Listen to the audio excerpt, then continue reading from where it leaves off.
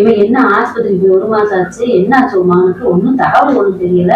என்னத்தான் சொல்ல, உள்ள நுரையீரல வந்துருச்சா, நீ என்னென்னமோன்னு சொன்னாரு டாக்டர். எனக்கு சொல்ல தெரியலத்தான்.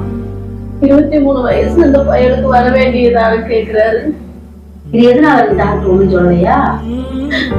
பேரும் தேடும் குடிக்கிறவங்க மத்த எல்லா பழக்கம் இருக்கிறவங்களுக்கு தான் இப்படி எல்லாம் இருக்குன்னு சொல்றேன். முளைச்சு 3 நாளா விடுறதுக்குள்ள அதாவது இப்படின்ட்டு போகுதுங்க.